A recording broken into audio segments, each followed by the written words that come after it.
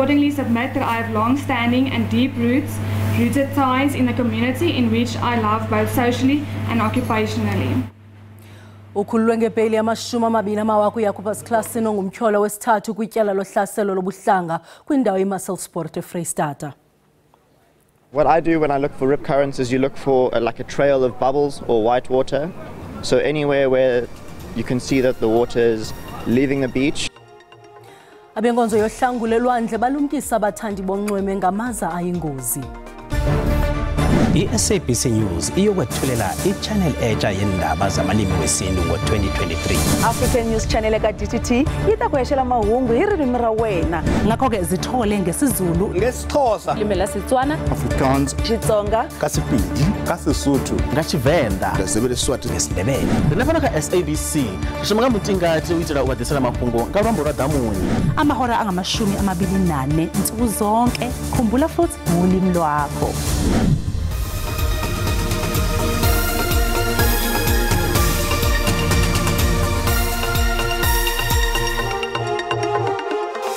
Molweni emakhaya, samkele nababukela basibukele kwiqonga le-DTT nankuvimba wangokuhlwanje.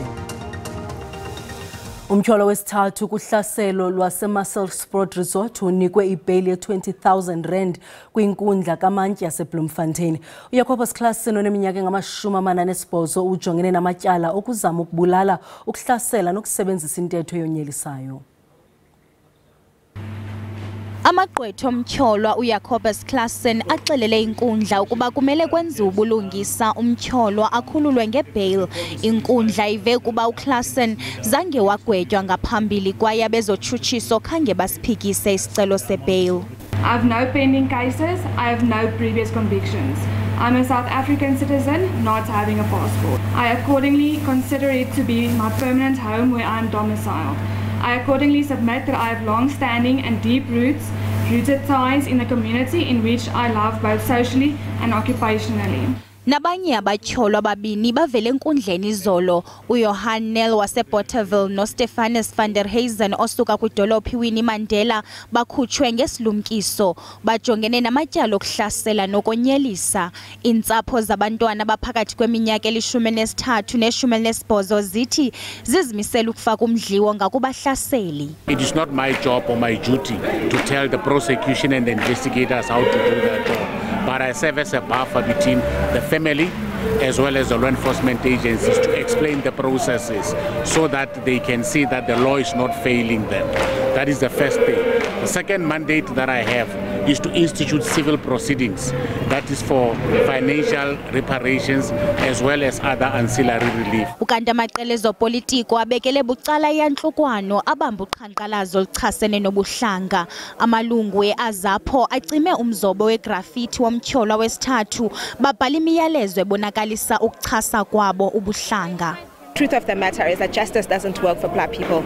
Justice does not prevail where racism occurs. The dignity of people, the dignity of black people is always trashed. So Azapho had to go and send a message to everyone who is racist, who supports racism, that as Azapho we will no longer tolerate racism. We believe that the magistrate decision was actually based on the engagement that she had with the different parties involved.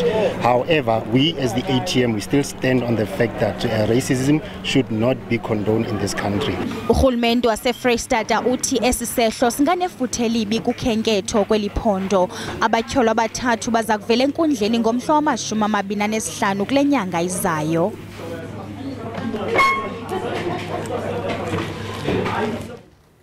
Amafama alima umoba enkomazi eMpumalanga ayamkela inkxaso yezichumisi nezibalelwa kwi-R43 million. Umphathiswa wezolimo nophuhliso lwamaphandle unkosikazi Thoko Didiza uthi elinyathelo inxalenye yephulo likarhulumente lokuncedisa amafama atsala nzima ukuthenga izichumisi ngenxa yokunyuka kwamaxabiso ngenxa yemfazwe phakathi kweRussia neUkraine. Ngamafama alima umoba eMpumalanga nangapha kwekhulu afumene izichumisi nezixabise i-R43 million kwisebe lezolimo nophuhliso lwamaphandle. Lamafama athi lenkxaso iza kwanceda kakhulu. Ngingasho ukuthi lokhupha kwamanyoro kumalana neRussia neUkraine ku-affecta kakhulu ngoba i-bottom line yami angisatholi lutho. I-fertilizer lesizoyimukela namhla ilusizo kakhulu ngibheke nama ingredients wakhona compare kule manyoro esuthenga kule insuku zamanje. The price of the fertilizer ihluke kakhulu. I think it's triple kunale lekade sithenga ngako izolo. Umbutho wophuhliso lwamafama kweli uthi lenkxaso ivela kuRhulumente iza kuncedisa kakhulu ukusombulula imingeni ejongene lamafama sakhasayo. Namuhla semcimbini wokujabula la khona abalimi bethu batawuhlomuliswa ngomanyoro wa 43 million, over 1,500 wabalimi bethu abatofumana lo manyolo. Umphathiso wezolimo nophuhliso lwamaphandle unkosikazi Thokoddiza uthi benguRhulumente baza kusebenzisana nababandakanyekayo uqinisekisa kuba izichumisi zisetyenziswa ngendlela efanelekileyo kwaye wonke umfama uyaxhamla kuzo. On the 3rd of January here in Komazi, we will also be opening a pack house and supporting farmers who are on vegetable farming with some of the inputs as well. Kusenjalo umphathiswa uthi aza kuxhamla namafama kwamanye amaphondo eli kwaye iphondo laKwaZulu-Natal lilo lilandelayo. Iziko iNational Sea Rescue ihlaba ikhwelo kubantu abatyelela amanxweme eli ukuba balumkela amaza anobungozi i-rip currents ngelasemzini okukuze emva kokurhaxwa kwenkwenkwane neminyaka 10 kunxweme iwilderness kumazantsi koloni. Ulwandle lwase-Camps Bay beluvaliwe ngentsasa yanamhlanje kubaqubhi ngenxa yomoya obhudlayo. Oku kusenzelwa ukusindisa abantu kulwandle olunobuzaza. Iziko lezohlangulo kwilwandle luthi kuchaze zaliqela iziganeko kuzwelonke kwezi ntsuku zimbalwa zigqithileyo. On Tuesday, a tragic incident at Wilderness claimed the life of a 10-year-old girl who suffered a fatal drowning and where her 2 siblings were rescued. Police divers are continuing in an ongoing search for a 14-year-old Zimbabwean boy who went missing on Christmas Day after being swept over the tidal pool at Kwabaga. Eliziko lezohlangulo lithi libeke amavolontiya ali-1,700 kumanxweme eli. Bayalaze abahlali ukuba baqaphele. Abathandi bolonwabo eClifton naseCamps Bay bathi bahleli bevundlile. What I do when I look for rip currents is you look for like a trail of bubbles or white water. So anywhere where you can see that the water is leaving the beach in like one direction. So for example, behind you against those rocks there's a rip. There you can see the bubbles kind of like forming a channel alongside those rocks. Bambi bathi nangona besazi ngeengozi kwilwandle kodwa bazokonwaba neentsapho zabo. Abenkonzo zikaxakeka, amapolisa nabaqinisi bomthetho bakhona kwilwandle zaseKapa ukuqinisekisa ucwangco. Thule Joka kwindaba ze-SABC eKapa. Abanye abanikazi bemizi bathi inzame zokwehlisa indleko eziphezulu zombane namanzi azisebenzi. Bathi amaxabiso ezinkonzo axhomile noxa imizi yabo ingahlali mntu ngexesha leholide. Uphathunyelisa wathenga umzomaphupha akhe kwindawo entsha kulonyaka. Kodwa ukususela okwathi wangena kulo mmandla ufumana ingxaki emva kwenye. Ukhwiniswa inhlawulo yombane namanzi. I have inquired with the RMS. They told me that yes, it's true. I have high usage on electricity. And I asked them, how is that possible? Because I live by myself. We even went as far as checking the neighbors. I've got neighbors that have 3 people or 4 people in the house, but they use less electricity than I do, which did not make sense. They work from home. Their kids are at home during the day. I live by myself. I'm not at home. Unyelisana usebenza igiza efudumeza amanzi ngemitha elanga. Kodwa akuncedanga nganto kwindleko zombane. Maybe I don't know if it's the use estimation based on the yard size, but I'm hardly at home. I don't use water. The only time I use water is in the morning when I take a shower and in the evening. Lo mhlali ukholelwa ukuba ukubakho kwenkampani elawula imali yenhlawulo yenkonzo phakathi kwabahlali nomasipala ngunobangela wenhlawulo egqithisileyo. Inzame zokufumana uluvo kwinkampani i-remote metering solutions zifena mthanyana. Kwakuvimba olurhatya ngamakhulu abazila zimasinkonzo yesikhumbuzo ka-Mandla Maphumulo obedume ngelika-Mampintsha eThekwini. Kodwa masiqale evenkileni.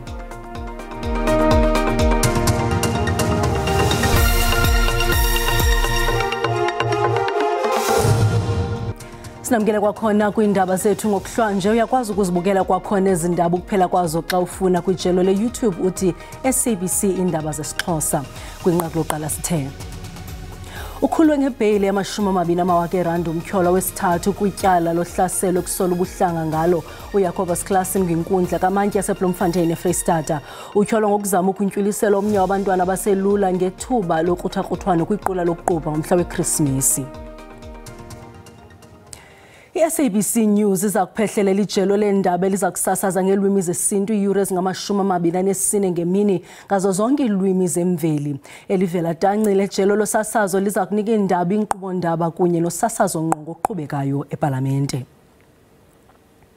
Umongameli Cyril Ramaphosa ulahlwe ngomzuzu wokugqibela kwinkomfa yonyulo ye-ANC ngamaphondo ebevakalise ukumxhasa aquka iLimpopo, iMntla-Ntshona neGauteng. Nangona kunjalo umongameli we-ANC ukwazile ukuluphumelela olunyulo ebetha obekhuphisana naye uGqirha Zwelimkhize.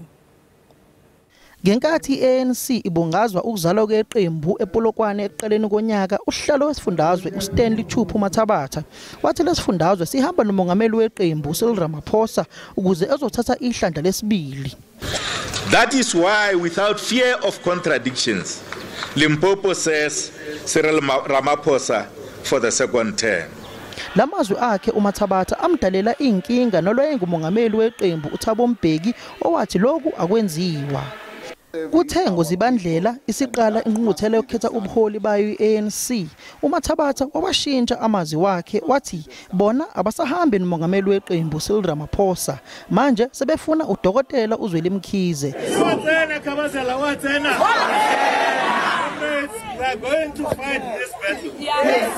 And we are fighting it because it is a good war. Yes. We had to make a very difficult choice as to whether we dump 5 and remain with 1, or we go with 5 and try to salvage something out of the 5, because we were almost certain about the issue of the president. Owayeyilungu lesigungu esiphezulu se-ANC ngaleso sikhathi uFikile Mbalula waxwayisa laba abangahambi nomongameli weqembu Cyril Ramaphosa ukuthi bazobahlula uma sekufika ingqungquthela yeqembu lapho uMbalula abamkhetha khona njengonobhala jikelele weqembu. Ningahambi ngaphansi kwetafile nithi hey uRamaphosa ingathi uzawutshona, akazutshona lo baba. Sihamba naye apha eMpumalanga nelizwe jikelele. Ibambeni kanjalo maqabane. Engqungqutheleni yamakomanisi umongameli we-ANC uCyril Ramaphosa wathi angeke yena asatshiswe ngabantu abathi akasule esikhundleni sakhe njengomongameli we-ANC kanye nomongameli wezwe ngokuthi kuphangwe imali eyigidigidi zamadola eplazini lakhe ePhalaphala. We are in the fight, comrades. We are in the fight for the soul of the African National Congress. And we will not back down for fighting to ensure that the ANC is revived. Ubudlelwane phakathi bukaMathabatha kanye nomongameli we-ANC uCyril Ramaphosa abuhle neze. Kodwa uMathabatha uthe uzozama ukubonana nomongameli weqembu uCyril Ramaphosa ngasese bebambe umhlangano. Umbungazo we-ANC ozobanjwa ngenyanga ezayo usufike neyinkinga lapho kukhona abantu abasola iqembu elibusayo ngokusebenzisa imali yombuso ukukhokhela wona lo mbungazo. Ngingusamkele Maseko ngibekele izindaba ze-SABC eGoli. Amakhulukhulu abazili bazimase Inkonzo yesikhumbuzo yemvumi uMandla Maphumulo nowaziwa kakhulu ka-Mampintsha nebibanjelwe kwinkonzo yaseThekwini kwaZulu Natal. Abanye babazili nabangakhange bakwazi ukungena kule nkonzo bahloniphele imvumi kwisitalato esikufuphi naletyalike bekwavuma neengoma eziphambili zayo. Le yindlela ekhunjulwe ngayo indoda echazwe njengenesakhono esiqaqambileyo emculweni uMandla Maphumulo nobesaziwa ka-Mampintsha. Usapho, abahlobo nabathandi bomculo babhiyozele ubomi buka-Mampintsha bedanisela ingoma zeqela lakhe iBig Naz.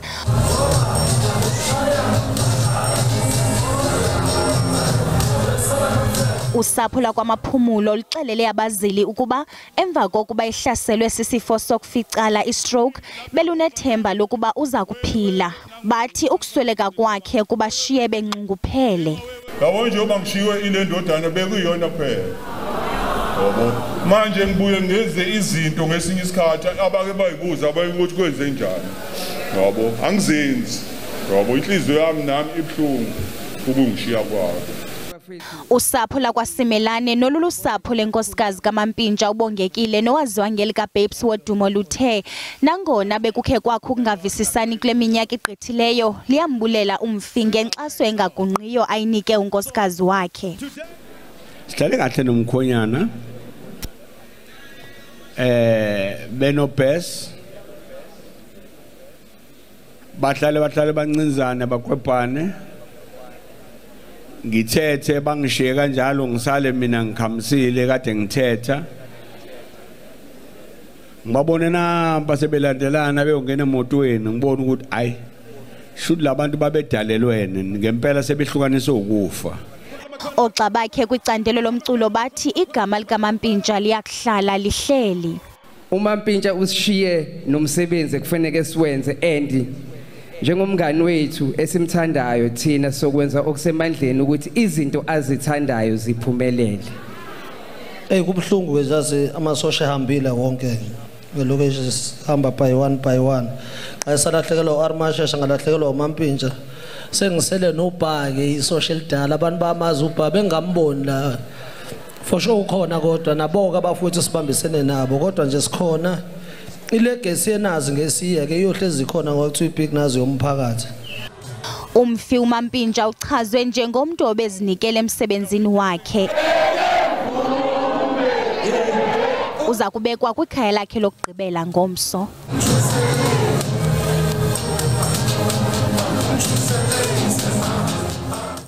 Noxa umtshato wesithembu usematheni kwezinsuku abahlali kwezinye ingingqi zaseMpuma Koloni bayaluxhasa uluhlobo lomtshato kwaye bayalusebenzisa. uTefo Sobuthongo nomakhosikazi amathathu nabantwana bali-18 zemveli. uBishop David Sobuthongo ngumyeni wabafazi abathathu uneminyaka engama-79 unabantwana abali-18 abazukulwana bakhe akaqinisekanga kabo bangakhina nangona inkokheli yebandla ehloniphekileyo kodwa uyakholelwa kwesi sithethe sokuthatha isithembu. Siyakwazi ke ukuthi ndimelane nokuthi ndilawule impilo yami nalamakhosikazi ngoba kufuneka ndigcine ukuba beyinyaniso esihlali kuyo. Abantu abaninzi bakholwa ukuba le meko yesithembu icindezela abantu basetyhini. uBishop Sobuthongo uthi xa uthatha isithembu kufuneka kulungele kujonga noxanduva yaye ukwazi ukulawula abafazi bakho. Asinzimanga isithembu. Sinzima ke xa uzophumelela ecaleni ungayenzi indlela okanye uve kuthiwa indoda idonswa ngempumulo ngumfazi hayi ungavumi kulonto. Funeka umlawuli umfazi ayive into oyithethayo. Usapho lakhe luthi imbeko nokuthobeka emyenini lichiza lokuba nesithembu esiphumeleleyo. Indoda xa ifika ivela emakazanini iphekele kube mandi futhi kangathi uvanto ngokuvayo ngaphakathi. Kumnandi nje akhondo futhi kunjalo nje nasebantwaneni nakuthi siyifamily ukwayinhloko yethu yekhaya. Apho sinengxaki khona sibiza yena. Amatshantliziyo ajongene namalungelo amanina athi achasene nemeko ezinje kuba zininzi iziphumo ezingantlanga nokuba isithembu sijongana calanye. Mna ke andivisisani tu kwaphela nalento yokutshata kwabafazi abaninzi kuba ibacinezele abafazi ibacinezele abantwana ngendlela ezininzi bangakwazi ukufunda bangakwazi ukuba nakamva. Kusoloko kukho izimvo ezibethanayo ngesithembu ingakumbi phakathi kwabantu abaphila kwixesha lakudala nabantu abaphila kwixesha lanamhlanje. Ndinkululeko unyembezi weendaba ze-SABC eNdabankulu. Ziyabethabethana izimvo zabantu kwikhasi lethu le-WhatsApp ngesithembu. Akukho nto irongo msasazi ekuthatheni isithembu. Xa indoda ibona ubuhlanti bayo kuba bumile ingabathatha abafazi nokuba bane nokuba bahlanu. Ngeke ndilunge kwindaba yesithembu. Andihambisani nayo konke. Njengoba namalungelo abantu besifazane engalandelwa engahlonishwa ngabantu besilisa. Ezangomsindaba siza noxa bethu ngesizulu kamnandi mawethu.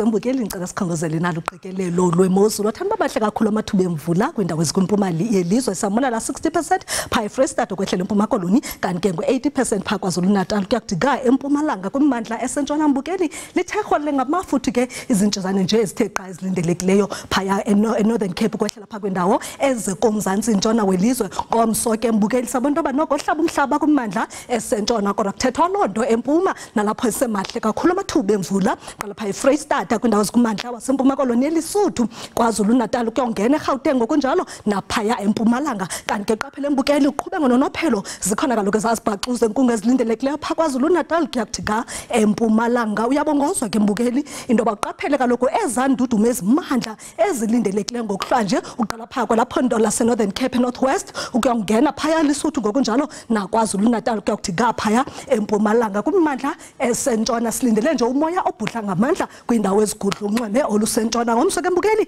usanilekile la moya obhudla ngamandla futhi ke kulindeleke nemililo yamadlelo kwindawo eziphakamileyo ezikwintshona yelizwe indudumo ezimandla salindelekile phaya eGauteng ngokunjalo naphaya eMpumalanga masijonge into yoba amaqondo okutshisa wona asibeka phina ndingatsho mbukeli ndithi ngoko lihle izulu ngo-13 degrees phaya eKapa lodumo tathi amaqondo ngo-15 eFredenal ngelixa silindele u-19 eUppington ngo-18 umhle eVryburg zebe ngu-17 eKimberley ngelixa ilishumi phaya eKomani nasemakhanda ngu-15 phaya kogqunu bemonti ze ibe ngu-12 degrees Celsius phaya eMgungundlovu ngelixa silindele u-15 eRhawutini mahlabule mgama sijonge into yoba izinto zimi njani nangomso embukeli ngomso kulindeleke imozulu efudumeleyo kwimimandla esentshona ngu-36 otshisayo eFredendal ngelixa ngu-35 eUppington naseSpringbok ngu-19 ke phaya eKomani ngelixa ngu-17 eMthatha ikwangu-19 naphaya eRhawutini ngokunjalo naseBethlehem kamnandi mawethu.